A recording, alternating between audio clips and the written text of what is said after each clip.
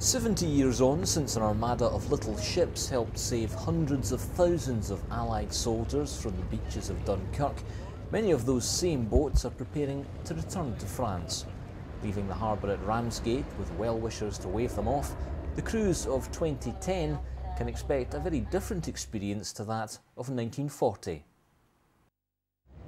Fairmain 5, this is Moray Marshall. Please can you make your way to the harbour entrance? Over. For the sailors of 2010, today is about honouring the bravery shown 70 years ago. On the 1st of June 1940, White Heather, as she was then known, meant the difference between soldiers living or dying. Her crew helped ferry hundreds of troops from the beaches to larger vessels waiting offshore. She then made 3 trips back to England herself, with thankful soldiers crammed aboard.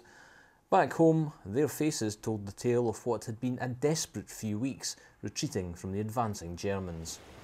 Now renamed Rees, the Finnish word for journey, those with the opportunity to take this 57-foot motor yacht back once again to Dunkirk felt it was one which couldn't be missed.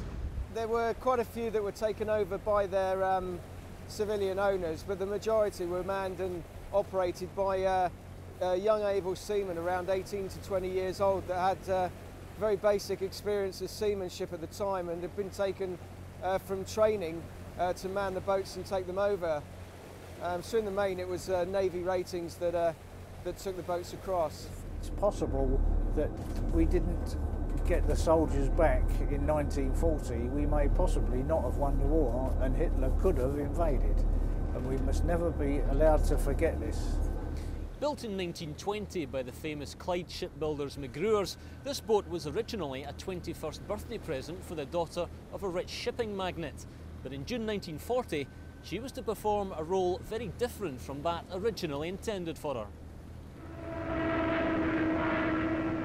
As Stuka dive bombers targeted those desperately awaiting evacuation, the little ships went about their business, helping British, French and Belgian soldiers back to Britain. In doing so, over 330,000 men were saved.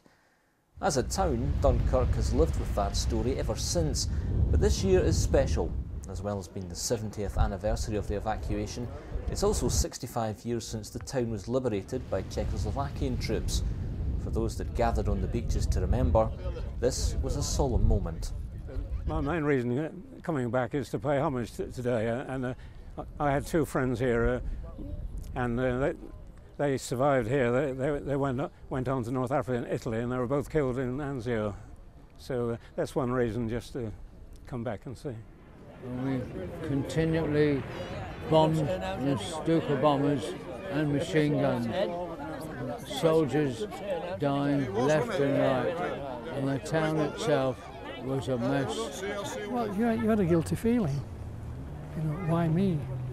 And yet there were all these men left behind. Many were killed. We walked along the beach. The beach was littered with dead bodies because there'd been heavy shelling that night. And there's a bit of a guilt complex about it all. Because this isn't a story about old men. It's a story about young men in a dilemma which was not of their planning, which was not expected by any of us. Much was made of the so-called Dunkirk spirit, the idea that Britain and the Empire had pulled together and now stood alone against the seemingly invincible German war machine. Churchill even described Operation Dynamo as a miracle of deliverance. But for others, June 1940 meant death or captivity. A dozen miles south of Dunkirk, in the village of Esquelbec, lies this Commonwealth military cemetery. Outwardly, there's little to distinguish it from the hundreds of similar sites in northern France, but several of the graves here are a result of an atrocity which took place nearby in May 1940. A replica of the barn into which some 90 British prisoners were herded by SS troops of the Leibstandarte Adolf Hitler is adorned with photos and poppy wreaths. With the defenceless prisoners inside, the German soldiers threw grenades in, killing some and leaving others writhing in agony. The Germans then took out a few of the prisoners at the time and shot them. 15 men survived the atrocity, and 70 years on, their memory was honoured as a monument was unveiled. those who'd fought in vain to prevent the fall of France watched on. The majority of Allied soldiers escaped at Dunkirk, but in order to buy them time, thousands of others had to sacrifice their lives or their freedom. Here at St Valery, Franco-British cemetery near Dieppe, lie over 400 men, most of whom were killed in a desperate rearguard action against overwhelming German firepower. The sacrifice and bravery shown by the French troops and those from the 51st Highland Division is a less well-known but equally important aspect of the Dunkirk story, and one that deserves to be told. As the main British force awaited evacuation from Dunkirk, the men of the 51st Highland Division fought alongside French troops to stem the Nazi tide, but outnumbered and outgunned, they too were forced to fall back to the coast. They hoped to be ferried back to England, but bad weather prevented the Royal Navy from helping, and soon the Germans, under General Erwin Rommel, had the Highlanders trapped at St Valery, where 10,000 British troops were forced to lay down their arms. One of those men was 20-year-old John Borland. Now aged 90, the former Cameron Highlander lives in Glasgow, where his house bears testament to his experiences of 70 years ago. Well, at the time, to be taken prisoner, I was really ashamed. But what can you do when you have no ammunition? And I wonder what my folks would even think, you know, when I finally get back. But it's a long story. We were all in the same mind, really. We had no chance whatsoever. The odds were stacked against us. There was 2 or 3 battalions of German troops up on the cliffside. Rommel's tank corps. So what chance had we? My ammunition was gone. I had no water and no food. I had only that bit of cover, and there was 200 or 300 of us there. And before I knew where I was, they come down, picked us up and marched us away.